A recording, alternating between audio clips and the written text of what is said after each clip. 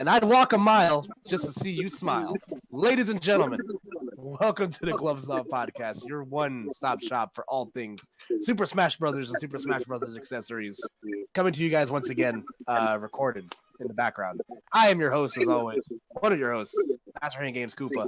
Joined as always by my, I guess the chip to my Skylark, Mr. Chris EX. What's up, buddy? Not much, man. I got to get to work quick on this. So one of our lovely guests definitely has their phone volume loud because I'm hearing some echoes. Yeah, there's definitely a little bit of echo in the background. Hold on. For shame, Ajax. For shame. Are we good? Okay, we're good. I can't hear Hey, myself. yeah, actually, it got fixed. Yes. Okay, well, Anyway. anyway. To shame him and everything got better. Anyway, going around the horn right now, as always, we have one of our favorite, recurring guests and gags on the show. It's Frank in the car, a.k.a. Mr. Hangman. What's going on, buddy? Hello, everybody. The weather is not so fair today, but the connection seems solid enough, so we are here. I dig it. And if he is still there, if we have not shamed him for his phone volume, Mr. Flashpoint GG Ajax, are you there, good sir? Takes a whole lot more to kick me out than to shame me over phone volume. But you were close. You were close, man. You were close. How's everybody There you doing? go. Good, man, good. So we have assembled a group of goons here for you guys today. For one pretty obvious reason, you can tell by the title of this podcast, we are celebrating the glories and the fruits of the labor of Shine 2019 and everything that produced from it. So obviously, 3 out of the 4 of us in the call were at Shine this weekend. Unfortunately, Chris was not there, which made us very, very sad.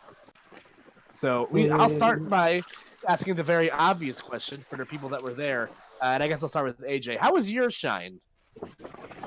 It was. I actually enjoyed it overall. There were definitely a few things here and there that I found so different, including the fact that, obviously this is the first year not in the Seaport. So that was something pretty different to get used to right there. Very different venue in the DCU. It doesn't have that same prestigious feel. I'm not going to lie or sugarcoat anything about that. And the food and everything around the area would still definitely carried the weekend, especially the people I was with. But the venue, the difference is, even with that, I had a great time with the people that were there. Obviously, the 2 people in this chat in particular, hanging out with you guys at the weekend was a very big boon to even want to go in the first place. And being able to actually have a very good block that we had there, closing out that Saturday with you, Koopa. We had quite a few ridiculous matches, including Rafi all of a sudden remembering that he can play Rob at a high level. It's the dismay of Frank as well. What? Oh.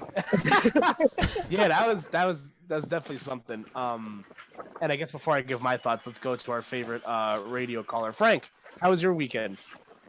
My weekend was very eventful for a lot of reasons that I didn't expect.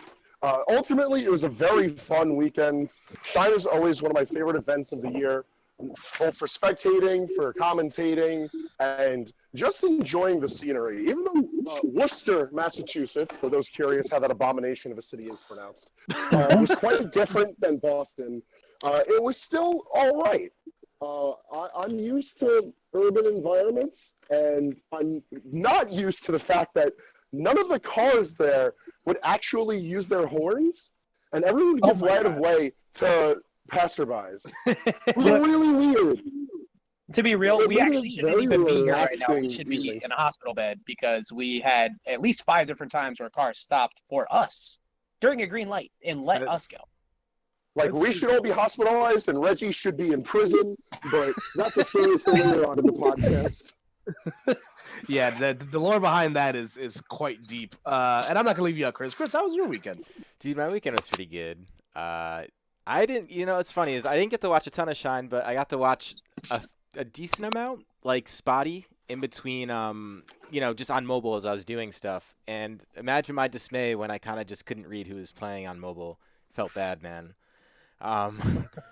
Ooh, sounds like a topic we could go into later. Yeah, we could definitely go into it later. But other than that, I don't know, man. It was pretty good. I actually had a fantasy football draft, so that was a thing. Hope you didn't draft Andrew Luck. Just saying. Dude, I didn't, but it's an auction league, so I did nominate him because like I knew someone would bite on him. I was not expecting him to quit the next day, though. That's for sure. That was totally unexpected. Life definitely comes at you fast. But yeah, so I echo a lot of the same sentiments as both Frank and AJ.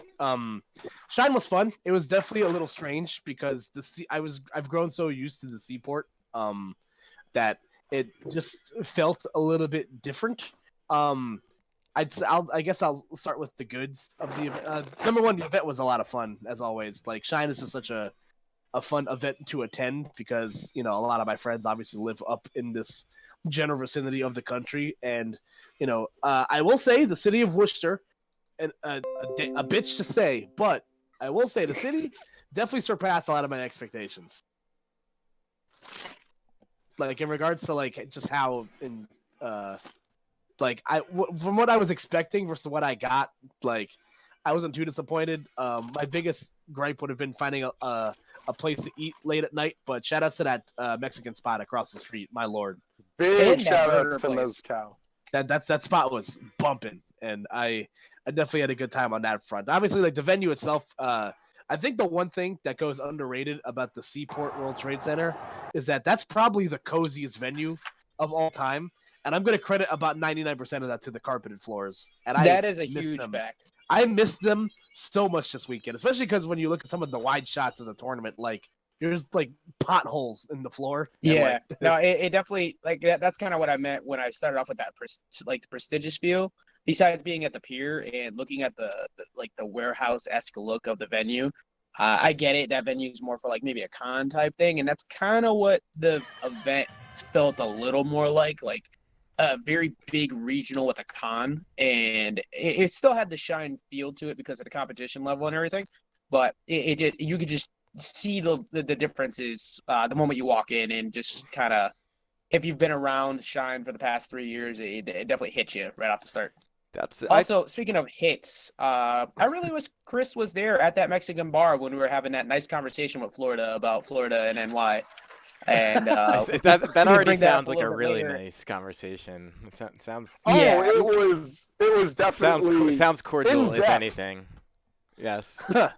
I just want Chris to like walk around in a tank top all the time at bars and be like, "Yeah, I'm here for the Smash tournament." Dude, that's literally what I'm here for. That's like I'm already pinned, unfortunately. With as little context as I can give you, you are top 5 and you're on the roster.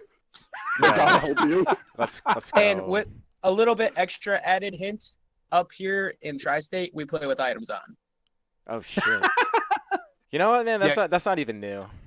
You items on, please. You and Kool-Aid are number 1 and 2 seeds. I'm just saying. Like, yeah, dude, I don't know, man. That gets it. Dude, if I would be heartbroken if Kool-Aid just reverse 6-0'd me, because I feel like that's not possible. Oh man, but yeah, don't worry, you're on the same team. Yeah, right, cool. There we go. Perfect. God bless. Yeah, what a conversation. God. So the event itself, like I said, I had a lot of fun. It's just like the home feeling of Shine. It was missing a little bit, but the event definitely made up for it in what was a very, very nice Sunday, and a pretty, the road to get there wasn't terrible. There was definitely a lot of problems, like we're kind of dancing around the subject, but I want to get the good stuff out of the way first. But the event ran, stuff. The event ran relatively well. Like all things considered, the staff did an absolutely amazing job. Once again, shout outs to Temper and the people at Overclock GG. And I definitely want to give them a little praise right there because they definitely their stream as well held it down on that side stream all weekend long. Yeah, that side stream. Huge shout outs to Koba, who for someone who's not well known as a stream producer, definitely like expressed action and presence of mind that reminds me of a lot of like the more well established stream producers, where he was willing to work on the fly and just adapt instead of complain. That's good. Very much that's nice to hear, actually. Big feather to his hat. Yeah, without a doubt. Well, dude, because streaming's one of those things I can tell you firsthand. Like, it just kind of lands on like someone. Like, and you could either be someone who's like cool with it or not cool with it. And like, I don't know, having someone be able to adapt to the things that happens in tournaments is actually a really huge, like, that is a value, man. But like everything I saw online was as far as like tournament ran, it looked like nothing ran late. Things were smooth as far as bracket goes, which I gotta tell you is something that always gets lost in like something that just looks pretty. So if anything, just hearing that like a major, especially one with Nintendo sponsorship, ran like well is super important because like production stuff and stream stuff is always things like you could fix. Yeah, there wasn't really like any semblance of a delay. Like I didn't really feel that at all. Aside of like a couple, maybe like a couple of like hiccups, but like other than it wasn't like SmashCon where things were like delayed by an hour. And I do want to give Smash and Splash like this is it's not like this is only happening like one big event. So rumor has it Wave 2 pools are going to be starting in like next week. Oh, they're still trying to figure out how Hero and Banjo are going to impact the bracket. But on this topic, too, another quick thing to point out that they did that's so different is starting at top 128, it was best of 5, and it still ran on time and some points ahead of schedule. That's amazing. Top 128? Yeah, and top 128 to top 12, and I gotta say, even though like things, I think. Like we got out at what? We finished at like 11 o'clock or something like that. It wasn't even that late. Give or take, yeah, we weren't late at all. Yeah, everything like we've danced around the ugly of the tournament, and we haven't gotten to the bad yet. But as far as the good goes, it cannot be understated that Shine was an amazingly ran tournament, from Ultimate to Melee, and from what I was even hearing Brawlhalla, everything ran like butter. And I do want to give another shout out to something that's been kind of a hotter topic amongst Smash circles. Security was actually very, very good this weekend, and that was a huge like relief off my shoulders. And that kind of adds into like something that could be looked at as a negative this weekend. But security was efficient. It was like official because I'll paint it to you this way, Chris. Yeah. It was actually like people. So the DCU Convention Center. It's just exactly what it sounds like. It's a convention center. So they had staff on the premises, people that were obviously like trained to work there. Like they had all the precautions out. They had a table section, and then they had 4 metal detectors in the morning to help kind of ease that, that first morning rush, I guess. And everything ran like clockwork. Like I never had an issue getting in and out of the venue, and I felt like, everything was very thorough. I wish that they didn't roast me for having my TV remote in my backpack for some reason. I still don't know why that was in there. You're probably packing late anyway. If I had to guess. I guess, yeah. Oh, I think I need this. Yeah. I don't know how you guys felt, but I definitely felt like security was a big plus in my book this weekend. As long as it isn't, I just had the GIFs playing before. The security at SmashCon was apparently like overly aggressive, and I just love all the tweets that came from it of basically just people punching at cameras, taking their. Yeah, I've been trying not to laugh in the middle of Koopa talking, looking at that. Because this is all I think about now when I think of Smash security, just because of SmashCon. That's literally it. It's crazy you mentioned that because like I would totally relate to that subject if I didn't get a free pass into the venue because I was staff, and I'm glad that Shine didn't give a shit who the fuck said on my badge. They treated me like every other peon that went to that event. So that is probably a good thing, quite honestly. But yeah, for real. But like I'm gonna echo Koopa's sentiments and say that I would rather be inconvenienced if it means that I'm certain that I'll be safe. And that was one excellent thing that the DCU Center had established, that it was, aesthetics aside, a very safe and comfortable building to be in and around. Exactly. Yeah. And another nice tidbit that I think you touched on with that too, but at every single possible entrance that there could be in that venue where somebody could open a door to try and sneak someone in, there was staff at every single door. Like there was zero possibility that you were not being inspected before you came in. And with the, like a lot of things, like for me, I know this one kind of touches home with me and you guys too, because this was a full year from that Madden incident last year where we had to shut things down midway through the tournament. And that was one of the big things I was thinking about going into this, reminded that in the moment that I walked to the doors on Friday to see the amount of security that was there and all throughout, it just gave a really big sigh of relief, not only for the sake that we were having updated security from, SmashCon, so it's going to be looking better on, everybody's overall appeal for the tournament. but it felt good knowing that it was being taken serious. The cries that we've been like putting out there for increased security. So it was definitely a very big improvement from recent events that I've been at, including it was a decent one, but CEO as well was just regular staff, no metal detectors and everything. This one had all of it, so it felt good. Yeah, and like just to reiterate the fact, like the people at SmashCon were not trained security experts. They're literally just people at the tournament that just happen to give metal detectors to. And that one guy in a Kevlar vest, but we're not gonna talk about him anymore. My God, what a fucking Chad. Yeah. So, but yeah, the event was Tell fun. why you really mad, Koopa. Yeah, I'm mad because I lost a piranha plant this weekend. But you know that's definitely I'll definitely chalk that up under a personal problem. However, I did fulfill my commentary goal of just breaking even, so everyone can fuck right off. So Nice. Hey. yeah, but yeah, so that's definitely a lot of the good of Shine. I guess before we actually move on to the bad stuff, we should actually talk about the final cut, because Shine, following suit on what a lot of other majors have been doing this year, where Sunday is just not top 8 fodder. They actually have some leeway with the bracket. So Shine went into a top 12 this weekend, which featured I think 4 Tri-State players, or 4 New Jersey players, 5 Tri-State players in general, I think. Yeah, it was 5 in total. We had Leon, Jackal, Tweak, Nairo, and DeBuzz, Yes. which is phenomenal representation, all things considered. Yeah, and I feel like it was an. Am I correct in saying it was an all East Coast top 12? No, Black Twins was from Canada. But is he on the East Coast or West Coast of Canada, though? I believe he's from the eastern part of Oh, Canada. that's true. Correct me Yeah, I if I'm guess wrong. if we're think he's from accounting for that, Toronto. Yes, I'm pretty sure he's loophole. Montreal. We did it. We did it. And if you want to be technical, MkLeo, he's in Florida. Florida is the dongle of the East Coast. Appreciate a dongle. We definitely appreciate a good dongle. Hell yeah. Without a doubt. Please don't quote me on that. But regardless, You could quote. You can quote me. I'm not scared. I'm just joking. Don't I'm quote. using that for a follower Seriously, notification from now on. don't quote me. Yeah, but Wait. What have I done? Is it too late?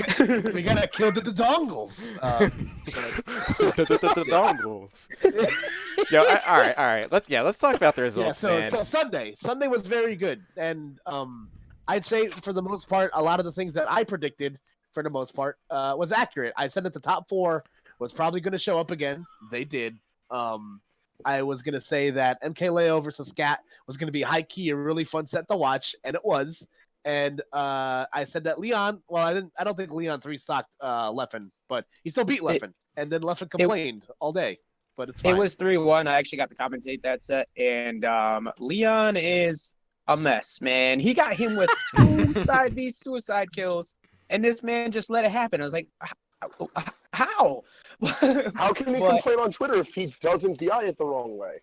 Hey, you know, man. But you know what? I speaking on Leon in general, just quickly, what an insane level of growth this kid has had, man. Like it's phenomenal to watch him and his progress. Like just seeing the fact he went from a couple upsets here or there, you know, the beginning really with Suplex City with Nairo, and then going from there, obviously just tearing through people between Cosmos, all of NE at Defend the North, and then taking out Leffen along the way too. Like it's just insane to see how fast he's improved. And congrats to him if he watches this on that 10K follower. I just saw that today.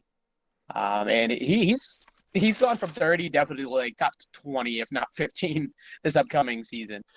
Oh yeah, I agree wholeheartedly. Like I think Leon at his peak is a top 15, top 20 player, and it's just a matter of him just getting the opportunities to get there. Because keep in mind, like he missed 2 out of the big 3 tournaments that came up this month, or the last couple of months, between Evo and SmashCon. For some reason, just not working out for him. But he showed up when it mattered, and it was unfortunate that another thing that rang true to me this weekend is that Nairo's buff versus Tri-State is kind of stupid. Because he's the gatekeeper. He is the gatekeeper of New Jersey. Yeah, but like, come on, we got it. Yeah, like, dude's dude, really good. it's so crazy because like it's no secret that Nairo is a great player, and obviously the big stigma that comes around is that because of what his career choice is, he doesn't get the opportunity to attend locally to kind of test his might against a lot of the players that are around here. But if you look at his set record on James, his set record on Wishes, his set record on Leon now, and newly minted, like Tweak might never get a chance to play Nairo again. So like, I'm just saying. Well, as long as Tweak's residence is in New Jersey, he's screwed. Yeah, Like he's got to move over the river if he wants another shot. Yeah, that's absolutely insane. But yeah, Nairo's another one that I was predicting to have a big performance this weekend, and he did. And I think I've said it to the heavens that I'm the number 3 Nairo fan in existence, behind Parrot and Meta Knight 91.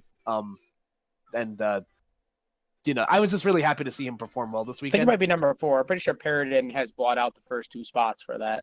You might be right, honestly. But yeah, like I was really impressed to see how he handled himself this weekend, like losing the Mars and winners, being down 2 games to Tweak, going Robin against Leon. That he made these big plays and they all worked out for him in the end. And obviously losing MkLeo sucks, and I'm gonna be haunted by that game 2 for the rest of my life because I feel like that could have made a huge difference in him winning that set. But yeah, he did really well this weekend, and obviously the hometown guys in Raffi and Dark Wizzy, pseudo New England, but Raffi continuing his prowess as climbing he's probably secured himself a spot on the PGR, with I don't 9th and want to 7th hear place that. on this year.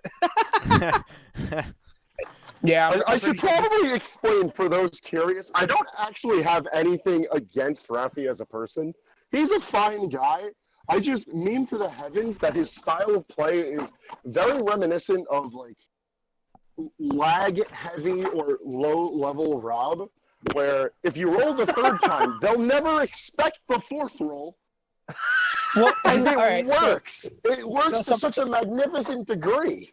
So some Raffi lore, for those who don't know, if they ever hear the Raffi Nair or the Raffi Roll, and it comes from Brawl, Raffi roll. because these are options that people would say, there's no way it's going to happen again. And it would, and it keeps working, and they buff Nair, and in this game they nerfed Roll, but apparently to him, it doesn't matter. They'll never expect the 3rd down smash, Raffi says as he charges the 4th one already. Well, he did get a personal buff with spot dodge canceling in this game, but That's true. he's a big he's a big Wi-Fi grinder. He's always been somebody to play ladders and get a lot of work from there.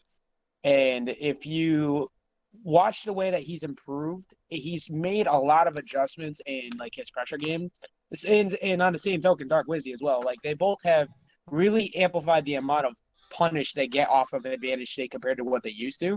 And I think that just screams wonders into how much they've improved because people just aren't prepared for it. Like those 2 matchups pretty much, actually, now I think about it, to kind of tirading off of this, the top 15 are just filled with people. You can really only get that level of matchup practice against them.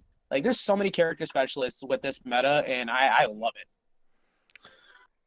Dude, I actually I didn't look at these results full, and I know we are talking about total results, and obviously have the big guys, but I'm noticing because I called this last week, Nick C now, consistently. Oh, my man. That is nice to see, dude. Speaking of character diversity in Falcon, because you only really see Fatality outside of that, and you don't even see him that often. So that's kind of lit. Mm-hmm.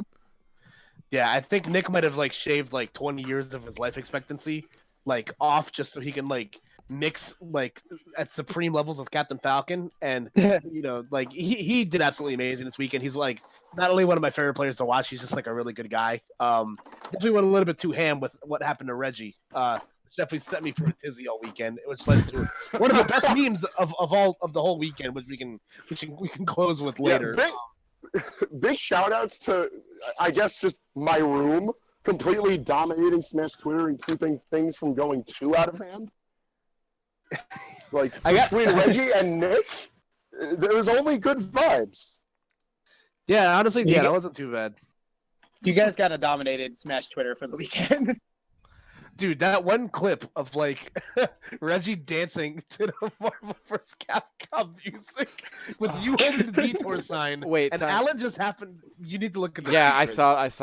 I had no idea what I so- was looking at. Okay, There's let me so find much. it. There's so much happening in this tweet. It's like absolutely insane. I will definitely Like- find this. Like that led to like one of the to a fantastic meme at the hands of Fang, which led to the discussion of the Tristate DLC seasons, which turned into one of my favorite threads of the weekend. Like DLC it really- seasons, please tell me more. dude, it was Oh, that. we have a roster of like 108 or some shit. Season Yeah. 15 is on its way.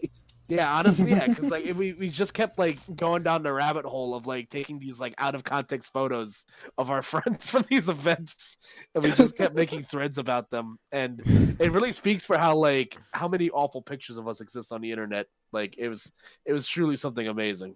But yeah, that one video of just Where is this video? I found this, but where I is know it? the one you're talking about. Keep scrolling down. It has to be there. So this Keep is... going. You got to keep It's going. somewhere in Nick's Twitter, and I could go more in depth Oh, Nick's. with Yeah, I'll go to Nick's what Twitter. that was and everything around it in a little bit, but there's still plenty as far as the tournament is concerned to talk about. We can talk about I think I got Yeah, it. I think I got it. All right, let's start this bad boy over. I should just like kept playing. I just can't. This is so funny. There's so much happening here. That I just need to share. When Nick woke up and I walked into the room with the detour sign on Saturday night, the only thing he did was just turn to me and with just a dead look in his eyes ask, "What has my life become?" Dude, I mean that's pretty reasonable. It is Look at very why are you reasonable. holding Just- that? Where'd that detour sign come from? Why do you have it? We'll share story time in a little bit. It was a very interesting Saturday night. All right. Before we get back into the memery, I think we've danced around the subject of the bad parts of Shine for a good amount. Let's stick the knife in. Yeah. Well, so Leading off with quickly- you, actually, Ajax. This is your home turf. What did you feel Okay. about the negative speak around Shine 2019? Okay, so because we didn't touch on this before, somehow Samsora made everybody love Peach again, which is insane. yeah, that's true. Shout out to Sam, by the way, for actually winning the tournament over Leo. We Yeah, that's actually what I really was completely getting glazed at over there, that. but, we didn't really touch on the winners of the event with Samsora obviously taking over MkLeo, finally getting that major win. So congrats to Samsora, playing out of his mind and learning that matchup after dealing with the problem of Leo over and over, where many people haven't been able to solve it. So that's extremely impressive, and stopping the Game 4 monster. Yeah. But Keep in mind, after Sam failed to like solve the problem himself like 2 weeks ago, like Mhm. it really speaks for how like good these two are. And I think if Sam continues, if they continue at this pace, like Sam's definitely gonna clinch down a spot as probably the number 2 player in the world. But we'll see what the future holds for that. But All right, so you guys say bad, and all I can think about is this Mario render. I already had it up, but like yeah, okay, number 1, that's awful. oh yeah, he looks so like I don't know. That's terrible. What is that? It's the According to Dark Wizzy, it's the E3 yes, render. it's the E3 That render. isn't fully rendered. Jinkies. Yeah, That's, so that was strange. But anyways, a lot of polygons right there. Yeah, so I figured we have a great group of guys on to talk about this, because obviously the big thing we can see right there is what I love to do with these podcasts is that I love to take whatever the big story of the weekend is and kind of transition that into what our tertiary talking point is. And we have someone who's a production fiend and somebody that hails from the region. So I guess we'll start with AJ. What were your gripes about this weekend, if you had any criticism to offer? So the main thing that I ran into, personally being on the stream multiple times where I had to really watch it transpire, was I have no idea how long it needs to take before somebody realizes, maybe this feedback about laggy monitors or, issue with audio needs to be solved. And I had repeated times where I was told through the headset, obviously for professional reasons, that they kind of dance around it, don't talk about it. And I did so because that's what I'm gonna regularly do, no matter where I'm at. But to watch, a good friend of mine, Light, actually get physically upset, where I just never see this kid get upset in the years that I've known him, on stream, I knew something had to be up, because there's just no way that he would get that mad over something that would be irrelevant. So after finding out exactly how many times these things occurred and how things were handled afterwards, including kind of like hey, you can't use the headset because these are our headsets provided, and other things that I still haven't gotten full details on, that was just not handled correctly. And I'm glad that the follow-up to that immediately was the fact that the Shine staff went and basically gave the team the we'll be seeing it as quote by hazmat. I just that was one of my main things. I have a couple other things, but I know that this is something that I don't really want to just jump over, because the two of you also being on commentary. What did you guys see from being just a spectator of what was occurring, as well as being on the mic?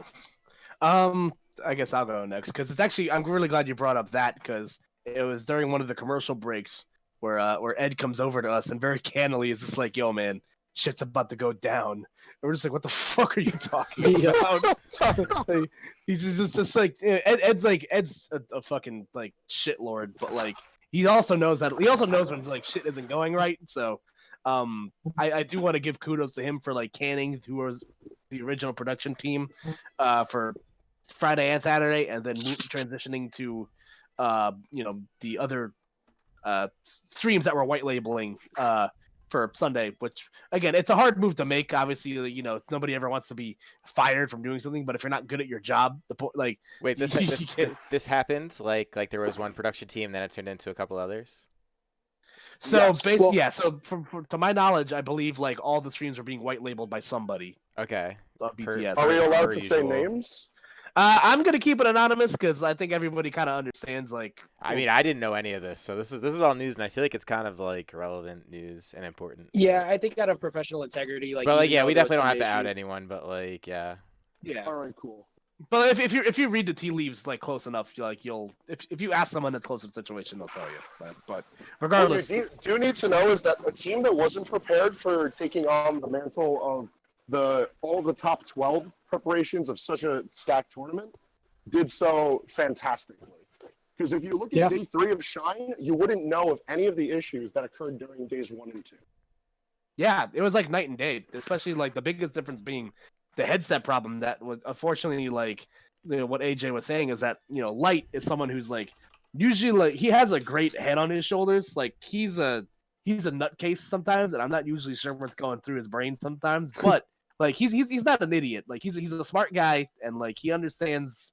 He has a really like good head on his shoulders, and the fact that he was he was so like up in arms and upset, like that's so out of character for him, and like he would never do that without like having a good reason to do so. And once you hear the circumstances behind what happened, it sucks. Like, and they kind of just like poo-pooed the issue a little bit, like where Light has said that he's probably not going to go to Shine next year, which is I hope he changes his mind on that, or I hope that the staff does something to kind of bring their top players back. But I think that issue of the was huge. I wasn't on the mainstream all weekend, so I don't necessarily know like what the damage was. I did find it interesting at one point where because I remember Asia, we were commenting together, and they said at one point that MkLeo wanted to play on the mainstream instead, so that's why he didn't he didn't have his match initially scheduled for us, but then he came back to the mainstream anyway, and I figured it was because he probably heard about the issues that were happening on stream and didn't want to have to deal with that sort of garbage. So. Yeah, and they did address things afterwards, like after a bit, and things did get cleared up and fixed. But my main issue, like I said before, is just the response time for a major of that caliber with that type of reputation, who many people hold in regard as one of their favorite tournaments, whether it be from 2017 all the way to 2019. Like a lot of people hold those in high regard, including myself. And to see that happen and put that type of like feel on the event, it didn't feel like Shine like in those moments. Like it felt very off. And I hope that this is a learning experience that they grow from next season, that gets adjusted. And to point out what Frank said before, that the team that took over was a brand new like group that handled it extremely well, who's never done that to that level. So that was praise onto the team that took over that and handled things, like you said, just looked extremely clean for what nobody would have noticed surely, issues in top 12. Surely you could tell me what that team is, though. If you want. Yeah, I can do that. Shout out to MkLeo every day. I think that was them that did that, right? Good stuff. No, it was actually Overclock. Was it Overclock? Oh, Okay. even better stuff. Local stream comes in to save the day. I like that. Huh. Yeah, MkLeo every day, I believe, was the one that did the Melee side of things, and Overclock already had layouts and company set up on theirs, so they actually did that. I think with a team up of them as well, so they might have been slightly involved. But Koba, for being brand new at the game of really streaming consistently for Ed and making a lot of changes and moves to build up the brand over in Mass, did a good job for the hometown. Yeah, shout out to Koba. They did a great job. But yeah, like those production issues are huge, and I definitely wanted to get Frank's take on all this, because you do a lot of production stuff for Aeon, and I wanted to get your professional opinion on the events that also went down. So. All right. Well, as far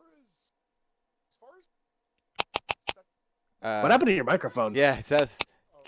The cat got a hold of Frank. We need to send some help ASAP. See, he's calling for help now. He said, "Oh no." Yeah, we're gonna. Uh oh. Frank, blink twice if you can hear us. It wouldn't be a podcast without. Hang on, wait. Are we back? Am I alive? Oh, yeah. I think we whatever he did you're worked. live. You're live. It's good. All right, cool. Well, assuming you guys can hear me now. What was I going to say? I had a great thought. All right, so as already noted, and I don't know if we can really overstate the fact, but Koba did a great job. And as someone I know who's taking care of the Overclock stream for the weeklies, as well as whenever the Overclock tournaments run, like I knew that he was talented, but to see him step up for a major and the ways that he needed to step up were just very impressive. Aside from that, I had a few hiccups as far as the presentation of the event was concerned, and unfortunately, a lot of this travels right back to the discussion of main stage and the team that handled that. I was confused mostly when watching. I know me and Ajax had spent a good amount of time watching doubles because I like doubles. AJ likes doubles. We like us some doubles. I love but games. Big fan. Things just seemed different between the secondary stream and the primary stream. And when it comes to presenting a full product, it should be a seamless gap between one to the other. But there was noticeable issues, and I felt like they were even more present in day 2 once singles rolled around. Like text was oddly small, player cameras were just. It was so okay. Me and Broza might have been the only ones who got lucky by the questionable graphic decisions of the team that was brought on to assist for Shine. Because if you weren't tall enough, you either were wearing your nameplate as a necklace, or you needed a booster seat. Dude, I gotta find the interviews. It's confirmed if you want to look it up on Vicky Kitty's Twitter, by the way. And I ended up sitting on that table following up what they removed it. That's so funny. I think there's that one point. I hope I can go back and Twitch VOD and find it. There's one point where I'm holding my hands underneath me and I'm making direct eye contact with the camera, and I want to screenshot that to know everyone that I am indeed holding my name tag in front of me. I understand where push comes to shove with those involved with the production need to just work with it, and that's respectable. You have a vision, you have to execute that vision, and as commentators who are contracted out for our voices to finish that product, there are times when we just have to live with it. But I feel like this was a special case as far as tournaments are concerned, where there was just like a lack of presence of mind for human beings being involved. And I find that to be a really peculiar issue for an esports production in particular, because people are involved, and you have to see the people often. So the fact that there were so many issues with seeing people, I felt was just, it felt shoddy. And as AJ sort of touched on before, at points it really didn't feel like Shine. It felt like an underperforming, like random first-year regional. And that's sad to say about a tournament series that's so close to my heart, that it could even have shades of looking so pedestrian. It's a little interesting. I'm looking at this overlay now, and it looks like the commentator names are moving. Yes, they were. They were like, dude, I thought I was moving having like an back and forth. aneurysm. That doesn't make any sense. Okay, but yeah. I So mean, you the, still They're might just be. flying away. so the yeah, I mean it might be because it's at Vicky's chin. But the weird part is about this whole thing is like, so I was someone who was just spectating this, like, and I alluded to this immediately earlier because it made the tournament almost unwatchable for me. It's why I kind of wasn't watching as much over the weekend, is because I couldn't really see who's playing. Like the name tags were literally like, especially if your phone was having any kind of tiny connection issue, on like they were literally illegible. You just could not see them on the screen. And like if you actually look at the gameplay, like the font is way smaller than the actual in-game font, which means like it's very small because that font's already small. Yeah. Like, There's a couple of them that people pointed out that were so small that you had, I think it was Toasty actually, where you had to magnify by like times 52 just to see part of the name. And that's just, that just does not work. yeah, well, like the whole point of it, of the tournament and broadcasting it is to showcase what's playing, so that should be like top priority. But yeah, so I don't know, like this, I get a slight trigger from this as someone who puts a lot of effort into this stuff, and the shame of it is like, now this is a Nintendo sponsored event, right? Like this is a big deal event, and I understand this was a production team that did it, not necessarily the Shine team, but like, I guess I'm just curious what the prior resume looked like, because I can't imagine this being like some like stroke of genius art that someone had one time to try out. This just feels more like inexperience, and I'm wondering why things that get Nintendo sponsorship money are able to get such a lack of experience associated with it and still come out okay. Like that's sort of like the part, if I could just say it bluntly. Yeah, like this layout's definitely been used in the past. If you like watch, the streams that were being white labeled, or like that were other streams for white labeling for, like if you've seen any of that like content, like you'll this layout will look very familiar to you. Like if you're familiar with any of the Summit team stuff, that's just kind of what they. So right, they and do. that's the other confusing thing, because I remember being on the Summit this past year, or like what was it, a couple of months ago, actually looking pretty sharp. And I understand it's in a very controlled environment because I had several rooms and like a house, so maybe that was it, and they just weren't prepared for an actual stage. But even just the choice of like this overlay when there's no cameras, it just looks weird. It actually took me several hours to figure out what was missing on day 2. Because it just looked off, but in like an uncanny valley kind of way, where it's not blatantly incorrect, but something is clearly missing. And it actually, Coop, I believe it was you who pointed it out to me, because it felt like almost like a children's cartoon, like Dora the Explorer or some shit, where it was so obvious once it's highlighted, but leading up to it, I just couldn't see there was no cameras. Yeah, like so, there was just none throughout all of day 1. It's not like it was styled well enough where you're just like, I bet you a camera goes there. It's literally just a line with a block attached to it, and it just seems weird, because then there's parts of the overlay, like the lower third isn't bad. It doesn't really offer you much. I guess it's got local time, and that's kind of nice, and it tells you what day it is. And like the overall like aesthetic looks okay, but like if this is a huge rectangle, why does the actual text take up maybe like a tenth of it, like 10% of it? Like I'm just so confused. And why isn't the Nintendo logo all over everything? I'm also confused. Like, come on. So that I actually have a very interesting answer for, but we could talk about that later on. Okay. Because I was curious about that, and I did get a proper answer from high on up. I mean, you could just say now, I think. I mean, unless you don't want to like on the podcast. Yeah, I feel like it's in bad taste to share it publicly All right, because it's that's not fine. something that's within the control of a lot of parties. But it's a cute little tidbit of information I can share. Insert the pig from back in the barnyard. Yeah.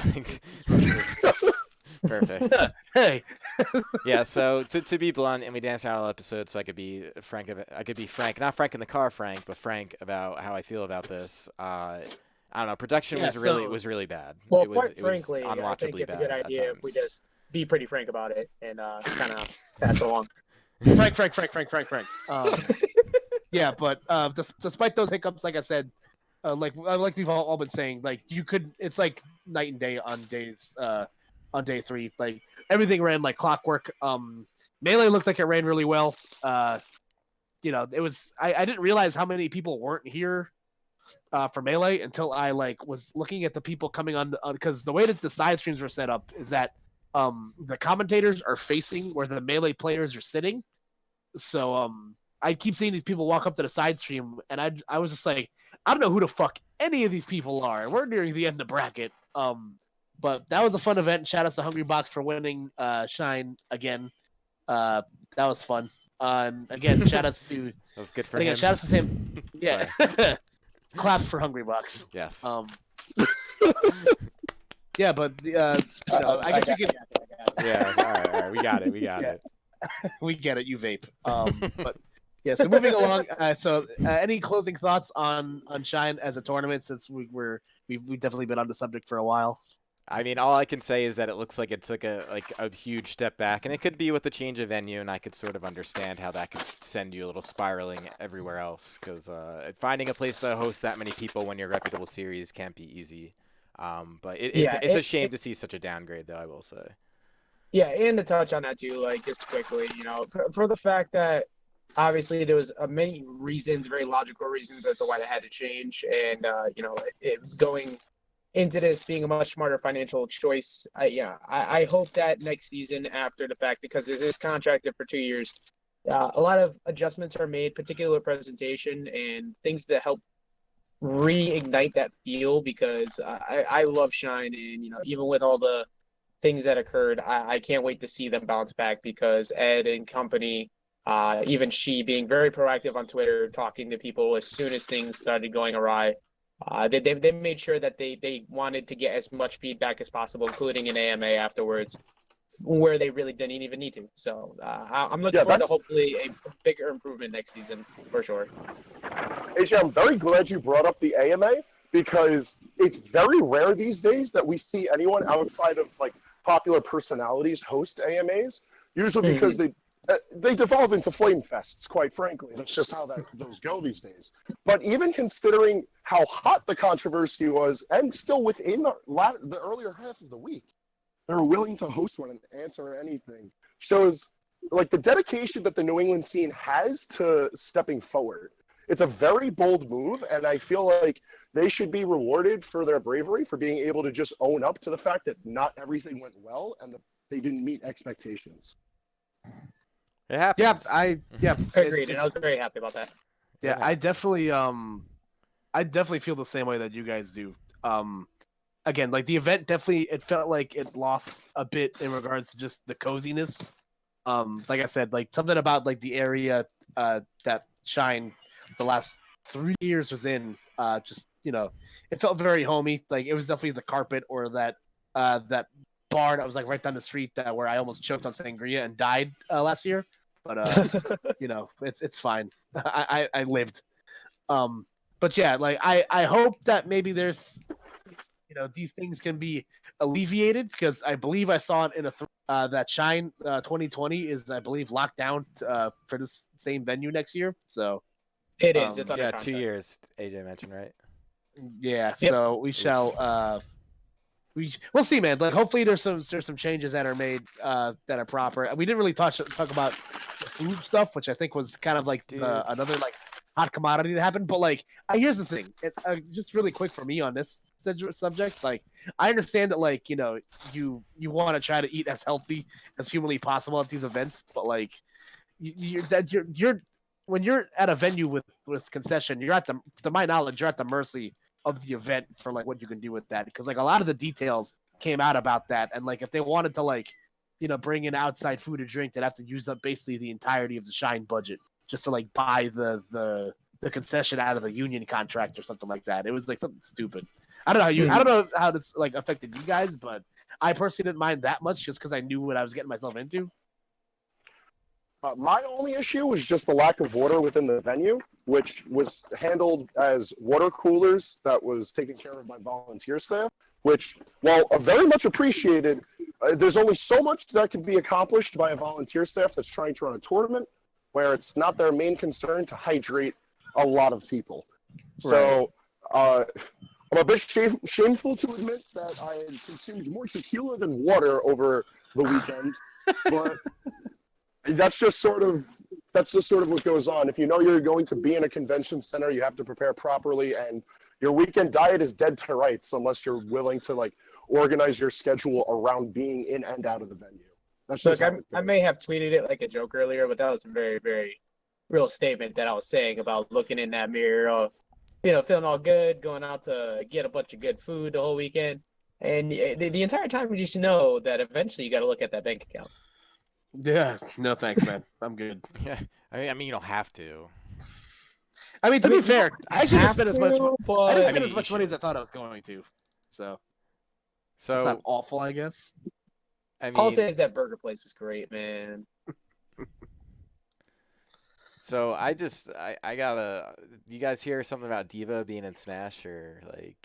Yeah. Oh, So what's we're good? here. Okay, well, we've reached this portion of the evening. Yeah, Okay, like So- what's good? Come on. so yeah, I guess I'll move us on to this. So we didn't really have much of a third subject to talk about. This is something that was kind of, I guess it'll be a fun thing to discuss. We do this like sometimes, but like I just thought it was Dude, the funny amount of 'cause time we've spent on character speculation, I can't think of a better time but to put it in at this point. Yeah, so See- basically there was a 4chan leak a few days ago where they said on September 12th, I think. It's Yeah, gonna be it's Nintendo it's Direct? on the screen right now. September 12th, new Smash character reveal. Female character. She's not a demanded character. It will disappoint and confuse a lot of people. That is all. And then it's Right. like, oh wait, And then follow up. 2 days later, I'm back. I was gonna leave things all messed up as they were, but I simply can't. Your new female rep has a mecha, quote end quote. I told you, you will be confused. And then it's like there was some stuff about like an Overwatch like system case essentially on Amazon, I think it was. yeah, which is officially licensed by Yeah, by Blizzard Blizzard. and So Nintendo, like so. obviously that's a thing. So then like I don't know, one could make the argument that it's Diva, but then there's also that Astro game coming out because I'm pretty sure there's like mech-esque things in that game too. Yeah, so before that person came down and added the fact that there was a mech thing that was like that was kind of threw a wrench into things.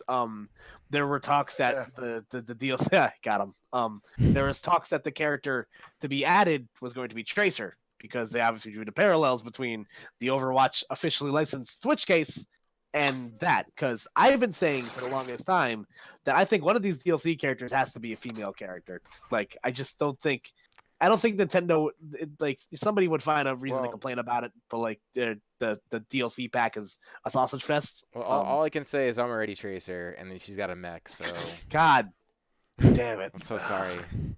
So, I love DLC speculation. Like, I've been on this topic with pretty much everybody in this multiple times about the fact that eventually Master Chief is getting in. But right now we're talking about a mech, and Scorpion Tank can be counted as a mech, and Master Chief has been. Oh my God, yo! If they release female Master Chief, like just the All right, flex. Oh. Gender But, bent you know, Master Chief. Ooh.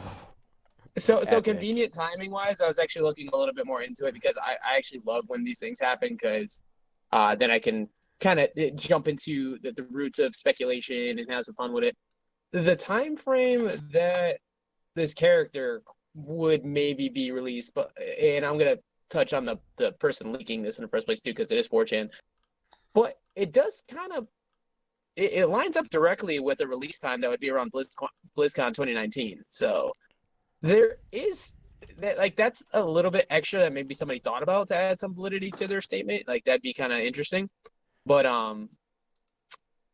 anybody not titled with a name, kind of like a verse something, whoever it was with the V, just doesn't have like validity to their statements. Like it's anonymous, so we're probably getting trolled pretty hard. Probably. But it's fun to But speculate.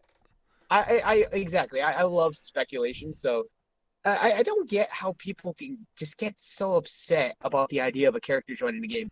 We've already gone way past that point where we can even logically guess who will be next because we have Metal Gear Solid Snake, and Bayonetta, that happened and years freaking ago. Final Fantasy VII Cloud, Yeah, all in a game fighting a piranha plant, and they still want to try and tell me that any character can't make it into this game. Oh, and Banjo as well. So it's like, and let's not Yeah, forget. Banjo, I feel like was the big one.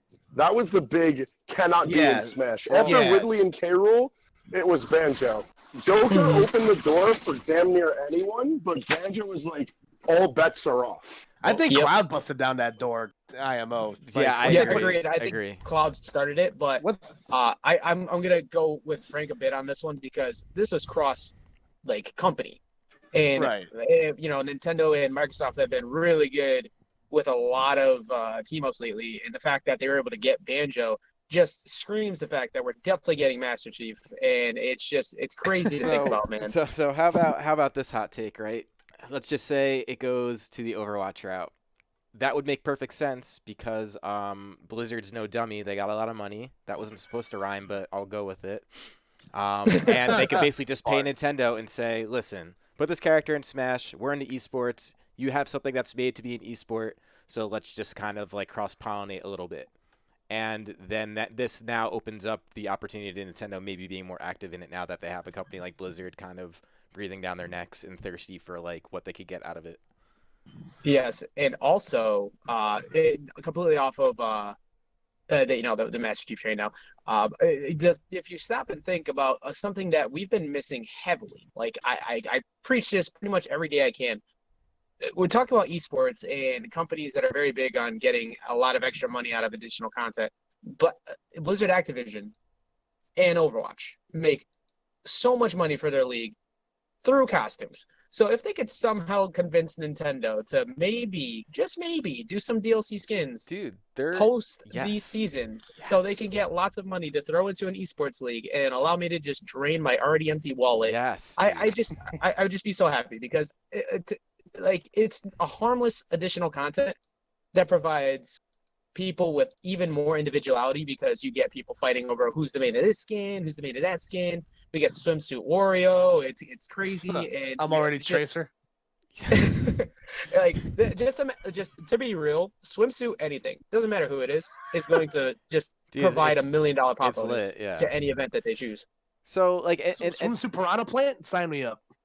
Dude, they could do they did it like a breast cancer awareness Mercy. They could do a breast cancer awareness Peach. Like it makes so much sense, dude. And it makes so much money for such a good cause too. Like there's so many good positives that could come out of it. And like this, I think this is just coincidental timing, but just for the sake of the lore, you think about a Nintendo sponsored event just going off and this leak coming out around the same time. Like you just don't know. Like I think that's actually not a bad thought process. And this isn't even meant to be shade. But it's kind of reminiscent to like you have like a Thunder Gaming that comes in, shakes it up, throws around some money, gets people in a team. What would be the difference if Blizzard did that on a company-wide level where they just like get Nintendo thinking more esport focused? Like, hey, money talks, dude. Let's get it. I want Blizzard to give me all the money.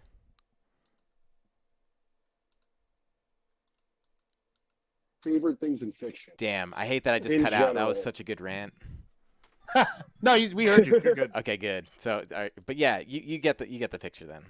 Yeah, we're good. We heard you. Yeah, and I agree with it too.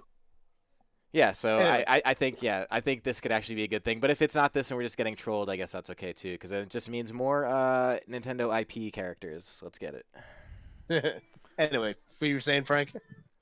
I love mechs. I love mechs of any type. I would be perfectly fine with Diva being in if that's the logical conclusion of Overwatch character involving a mech. That'd be sick. But I think we might get Drill Dozer for those who remember that game. Oh wow! Okay, I didn't even think about that. So Drill Dozer, I forget the actual character's name. It might be Drill Dozer, but she was an assist trophy in Brawl that never returned in Smash 4 and in Ultimate. So it would be nice to see the character return. It fits the role of being a female, fits the role of being in a mech, and also is incredibly quirky in that it's a smaller character with potentials for projectiles, unique movement options, and being annoying. The character makes a lot of noise. And It would we also haven't really heavily. gotten an annoying character yet. Like you can mark Joker for being edgy. You can mark Piranha Plant for being silly. Banjo and Kazooie are definitely goofy to some degree. And Have you ever the been hero thwacked is. before, Frank? Oh, I love Hero. Listen, Have you Hero ever been is just a Hatchet Man? weaponized gambling addiction. Let me tell you about Hero. But yeah, that character is just like a different level of toxicity that I adore. Like, there's no one that's like Honestly, outright same. grating. Yeah. And I hope we get a character that fills that niche eventually, just because I like to see the reactions to annoying characters. But also, I feel like Drill Dozer would be completely out of left field. It's a series that hasn't had a playable representation yet. I would definitely introduce like something new. I mean, it could It be. definitely fits in the Yeah. category of not expected, very confusing, and no, everybody would be kind of lost that he threw in there. Yeah. I like. Nobody I didn't wants even think Drill about that. Dozer. I like the idea behind what you're putting out there. Yeah, if there's one thing that like I've like that I've been very interested in like keeping up with this week is like how many fictional like female characters with mechs actually exist in video games. There's a lot. There's been Oh no, are you still there? Are you still there, Koopa? Oh, let me try. Hold up. like I've always thought that character 4 is going to be like it's going to be from a rep that already exists in Smash, like another Capcom character or another like Sega character. I don't know. I've always said that character 5 is going to be the one that like melts the internet and is going to force you to light your router is going to set itself on fire and you're going to have to like call out of work the next day. Did you already mention Tron Bon? I have not yet. So Okay, I was because going. that's also yes. a Capcom character. Excuse Yeah. me. So Tron Bond's one that would be definitely off the wall. What's it called? The one that I've seen actually frequently, like the Astral Chain character. That's one that's been tossed around a bit.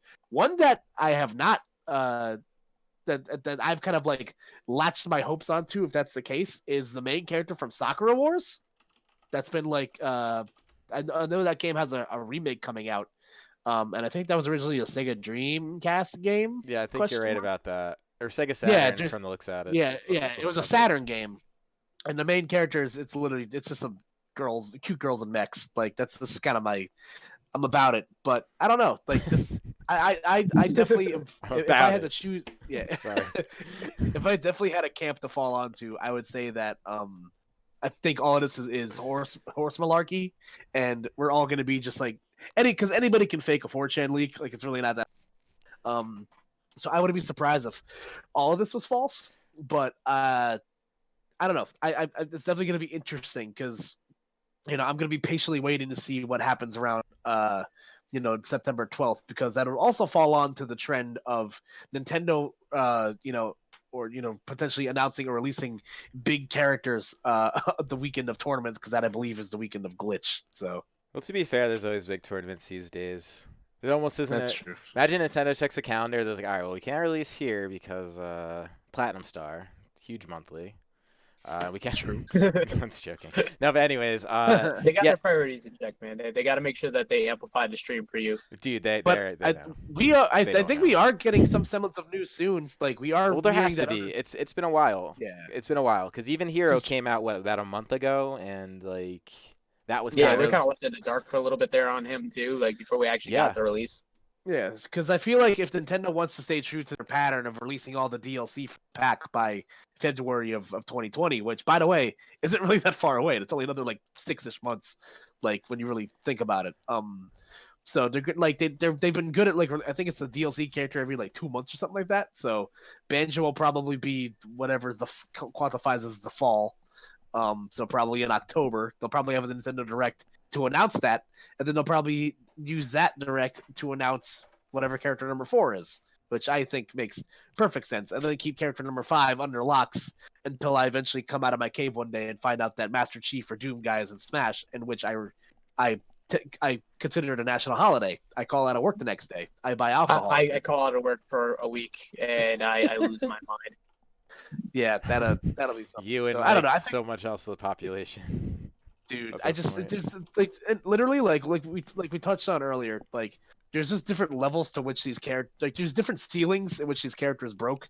Like Cloud broke the fact that okay they can put anybody in Smash, which was then subsequently broken by, in my opinion, by Joker, by let's see, by Banjo Kazooie, because that was the one where it's like this character will never be in Super Smash Brothers, and now they That was the are. forbidden one. Yeah, that's the one where like everyone's just like, yeah, like we can get these, but they'll never get Banjo in Smash. Like, there's so many people I talked to. There's so many people I talked to where they had just lost hope. Like they were just like, yeah, man, like I'm just not gonna get my hopes up for it, and then it happened. So the only character of that ilk, in my opinion, that's left is Master Chief, because like as big as a franchise as Overwatch is, it's an esports mogul. It prints money. It's a lot of fun to watch. It has its own organized league, and I think it would be great crossover. Like because I think whether it be Tracer or Diva, like those are two very popular characters, and I think it'd be a fun crossover. Even though I've heard from Blizzard, I've like read reports that Blizzard said that Overwatch on the Switch would be like logistically impossible because the update patches would be like the size of like the internal storage of the Switch. That's what they want you like to that. think. Yeah, something like that. But Well, I'm already Widowmaker. I'm so help me God, Chris. I swear, Chris, we're gonna force you to play Mercy. Dude, I want to be Winston. Before I lose my mind and throw my computer off the floor window. Yes, I don't know. I think like of that ilk, Master Chief is like the only character left of that. This will never happen, but if it does, the internet will shit itself. On all my joking aside with Master Chief, because I'm a huge Halo fan, and it was one of the first games I got into competitively. Watching all of these announcements and like looking at speculation and whatnot, if he's pretty much the only internet destroyer left, and the fact that Nintendo and Microsoft have become so buddy lately, including the Master Chief Collection coming out on Steam, how they're being very open to putting that property out more. And the new Halo game on the horizon. Like, I know it's so far-fetched of an idea, but I truly think after all of these characters that keep getting announced, he has a very viable shot. And it's not like these type of characters don't exist in this game. We have Snake. We have Bayo. Like, it's very, very possible. Yeah, and super possible. I can't even fathom the idea that we're even having this conversation logically. But it's like I think that if not this season, if they do a season 2 DLC, there's zero chance he doesn't make it in. And another big character I think that would make it too to finish my icons of every generation would be Crash Bandicoot.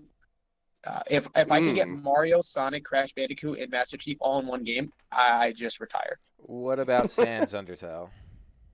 Look here, so we're gonna move on to the next topic. I've gone on the record saying that if Sans is in, he's throwing projectiles, so I will love him. He's gonna have some dumb shit with laser beams. I love dumb shit with laser beams and amazing music to boot. All right, look, I'll take a Sans Me costume with Megalovania like DLC music. I'll meet you halfway. I think what we've learned here is that we're all saying individually Frank just wants to see the world burn. That's very true, because the last character that I want in, besides Master Chief, admittedly I would love the hell out of Chief, would be Cuphead. And I feel like it's the same notion. Lots of projectiles, really fun, a good representative where Chief, I feel, represents Microsoft gaming really well. I feel like Cuphead is like the next champion of well-developed indie games. And speaking of that, to some degree, Shantae and Shovel Knight are already in Ultimate, mind you, as stickers and assist trophies.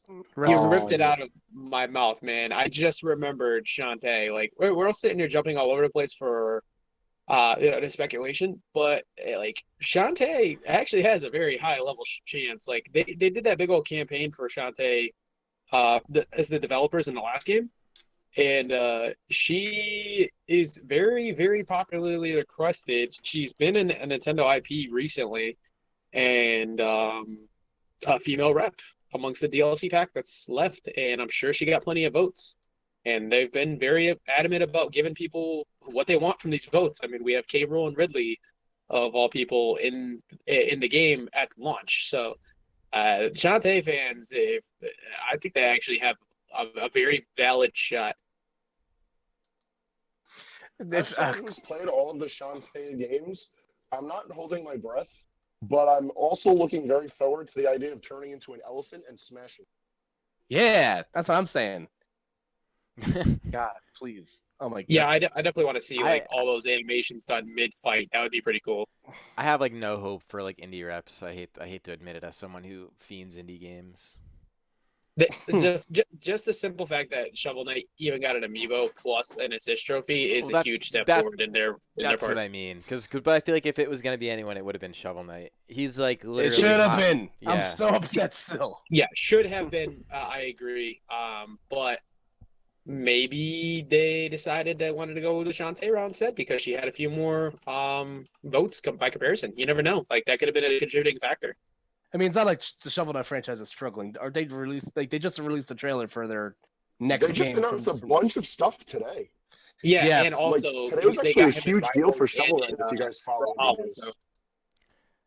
Well, I'm gonna say it's never too late to right the ship and just put Zero from Mega Man Zero. Because they didn't put actual Zero in. They did just announce a collection, so that's true. That we can go ahead and agree on. Catch me in a top 10 player somehow. He will be busted, and I can't wait. That'd be sick. It's not gonna happen, but it'd be sick. I know. that's my sentiments exactly, but yeah, I don't know. I can't think of any other indie characters really. Like especially like Sans definitely wouldn't make a great model for a character as much as I hate to admit it. Shovel Knight's already spoken for. I guess Shantae maybe. I can't imagine. I still think Monster Hunter is has announced. I truly feel like that franchise is like. I'm surprised that didn't make it in yet, to be honest. Yeah, Rathalos has just been the ultimate cock tease for since the game came out. Like he's just holding place until they actually get down to making him. Because isn't a Monster Hunter character in Marvel vs. Capcom Infinite female Monster Hunter? Yes. Yeah, that game that people still play, right? It's gotta go. Yeah, yeah, but I don't know. Like I definitely feel like even if this leak it turns out to be total horse shit, I definitely think that one of these characters is gonna be a female. Whether that female has a robot or not, that's up to me. That's up to the people to decide. If my out of the box hope of because I'm gonna be real here. I've gotten everything I wanted out of this game and more. I've got Sonic the Hedgehog. I got 2 Castlevania characters, and I'm sold. I literally have everything that I've ever wanted for Smash Brothers, and I got a Mega Man. That's sick. That's so cool. Yeah, Mega Man. Yeah, I've literally gotten everything I've wanted out of. Everything after this point is just gravy, after gravy. So, but if I had to be selfish and ask for one more character, I'd ask for Amaterasu from Okami because that game is fucking amazing. So, but that's never gonna happen. Yeah, it is fun to think about, but I guess we've probably reached that point now, officially that point, because that was a pretty good rally around who DLC characters can be. I feel like it's been a while since I've had that conversation. That's the best part about the way that Nintendo is operating, their DLC plan here is that we get to talk about this subject every couple of months because of they've made their hand very apparent to where we know that there's 2 more characters coming. We've known there's been 5 characters coming since the game came out, so it's given us content to talk about. Versus in Smash 4, where we just have to kind of pray to God that Nintendo's going to add more characters. But spoiler, they didn't. dead game. Yeah, but yeah. So that was a lot of fun, and I guess that's pretty much all we have on the docket. So I do think we should go around and just for shits and gigs for one last time. Let's go around. Let's give our plugs for things that we're doing, things for places we're gonna be. Because Summer Smash is over, guys. Shine was literally the last event, the last big flagship event of the summer. So we're without one of the core big events in the country until Big House. So I figure we can go around the circle, plug our stuff. and we can let's give who our female in a mech choice is going to be for Smash Bros. If it happens. So I'll start with the mech enthusiast, Mr. Frank in the car. All right. Well, as far as finding me on social media is concerned, Hangman XII across a bunch of stuff. As far as what to do in Smash now, I know we've got the Forge coming up this Saturday for us in the Tri-State And area. there's Glitch coming up in like 3 weeks. I think it's 2 weeks. So I want to say the 14th. 2 weeks, yeah. Yeah. It is. Oh, the summer of Smash may be no. over, but wait, no, that's true. Sorry. all of the hype in Ultimate is keeping us very, very busy. So while the fall of Smash isn't quite a thing, expect to hear from us, myself included, quite often. As for women in mechs, I'm pretty certain that Drill Dozer would be my choice if we had to pick one. Just because I feel like she would be the worst available option, and that would be fantastic. That's respectable. All right, like and moving on to our other guest, AJ. Where people find you, and who's your most requested lady in a robot in Smash? So anybody can find me pretty much at all social media outlets at FP_Ajax. I have quite a few events coming up with the local area, kind of similar to the Forge. There is Overclock that'll be happening on September 21st. Ooh. There is Retro Rumble that'll be happening in Connecticut at the Hartford Convention Center. That is on the 27th. And for FGC heads, the 28th, we'll be having multiple fighting games, including the likes of Mortal Kombat 11, Dragon Ball Fighters, and actually those who like Project M of all games. That's actually on Saturday too. What's that game? I've never heard of that. Yeah, it's Brawl with fancy colors added to it, and that'll be on Saturday as well. What else beyond that? Oh, and speaking of the weekend of Big House, there is another event that will be going on in Jersey, which I will actually be attending. It's a multi-FGC event of Battle for the East, which also just recently emailed me, and I haven't put it out yet, but the pot bonus for Smash Brothers has increased to $4,000. So that will probably be its own C tier, if not higher, just from attendance. And for those who can't make it Big House or want to go ahead and snipe themselves some extra cash in their pocket, that will be going on. And that's another big one. Also, let's go gambling. That'll be fun because I'm going to be there. Yes, you're going to be nice. We have another good weekend. Time to gamble. And also another one that's unannounced at the moment, but some people might have peeped the Ritual Motion shirt that I was wearing on Shine. And the reason why is because there is a team that is getting more heavily involved within the Connecticut, Rhode Island area and somewhat Mass. And they will be having a tournament hosted by Temper, once again, the guy who ran Shine, at Rhode Island Comic Con. That'll be occurring in November. I will pass both of you more details along with that soon. Hell yeah. As soon as I hear more back from that. So even though the summer of Smash has come to a close, the fall of Smash and I feel like that's not even the right way to say it. I feel like it's a decline statement, but the autumn of Smash. The autumn of Smash. There you go. Yep, the upcoming season of Smash has plenty to come with it, including many unannounced events we all don't even know about that we'll see as time comes. For those on the West Coast, they get to enjoy things like Switch Fest and such, but we'll have our own things as well. And my lady in a mech, I think I'm just going to go with the crowd on this one. I am a big Blizzard fan, and I would definitely like to see a gnome from World of Warcraft in a mech. That'd be pretty cool.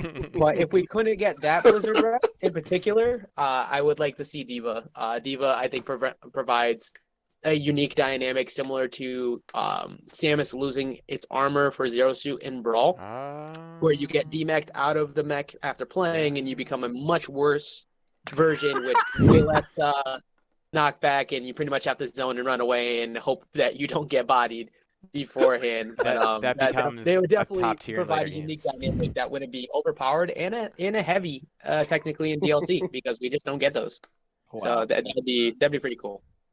That's in depth. Well played, Chris. You go next. I already know. I don't want to steal your thunder with who your lady in a machine is. So yeah, well, it's funny as I was thinking about it, I was like, man, I will shill for D.Va. I haven't even thought about the demeching thing because she will probably be like top tier in Ultimate 2 then without the mech, and the mech will just be its own character. But in the meantime, definitely Tron Bond, man. I mean, it's only natural. Mega Man franchise, having a remake of that game would be amazing, or just a new game, or Legends in general. Don't raise my please. hopes like that, Chris. Yeah, I know. You and I both are well aware that it won't happen, but it's a fun fantasy. Like it is. But Don't give me hope. but in either case, I'm actually kind of happy this summer of Smash is over because that means consistent monthlies again. And because I don't know if you guys remember, it kind of got lost in the sauce in the middle of the summer. But all these people living in New Jersey who are top 50 and more people who are moving here. So, like, that's kind of cool. Yeah, that's true. So I feel like monthlies here are going It's to... definitely going to, like, open up the weekends a little bit more. Mhm. But the grind obviously does not stop as we listed, like, 3 or 4 other things that are going to be happening. So, Yeah, dude, I mean... Yeah, as for me, you can check me out at Koopa NJ. I will be at Glitch, in which capacity I cannot disclose yet, but I will be at Glitch. I'll be at the various monthlies that New Jersey has off the next couple months, because now I finally have like some off time in my schedule and I can like relax and not have to worry about shelling out $45 worth of parking zoinks to go to a tournament this weekend. Yeah, shout outs to Worcester for bending me over and taking what was left of my finances. I mean, that was for Defend the North. That was each day. So zoinks, Scoob. Yeah. Why do we have flying cars? This is horseshit. That's a big sin. Yeah, but yeah. So my there aren't really a lot of mechs left, and I was gonna say Cooking Mama, but I don't think that quantifies under the categories at hand. So I'm gonna go with the main character from Soccer Wars, just because more. I love that one subsection of people that are getting so sick of JRPG characters and getting out of Super Smash Brothers. So that's a hill I'm willing to die on, just because I like the way that the character looks. But if not, I will definitely take Cooking Mama in a refrigerator. So that'd be kind of sick. But yeah, I guess that's gonna wrap it up then. As always, if you guys are enjoying this podcast, make sure you give the YouTube channel a follow, give the SoundCloud account a follow. If that's how you're listening to it, we are gonna look to get these things on iTunes or Spotify pretty soon. I don't think it's that hard. I kind of just have to figure it out. Obviously, follow our Twitter page because that's like where all the news comes in. That's at Masterhand Games. And I think that's pretty much all the angles covered. Because yeah, you can catch us pretty much every weekend at this point. Yeah, I mean, there's almost always a monthly going on in Jersey, and there's probably at least 2 PGR players there. So make sure you stay tuned to the channel if you're up for actual gameplay. But with that, AJ, Frank, we definitely got to have you guys more. I know we've been getting Frank quite a bit, but AJ, it was good to hear from you, man. Likewise, I always enjoyed the time, and I enjoyed just being able to just be able to sit and talk games, man. Like you already know, whether it be on the mic at commentary or when we're on the mic for something like this, it's always nice to just basically talk shop and talk about our favorite activity in sports and just like goof off and talk about how Master Chief is definitely making it in the game. So Definitely. Yeah, but that's going to be all from us this week, I believe. So yeah, that's it. So thanks, guys, and we'll catch you next episode. Bye. See ya.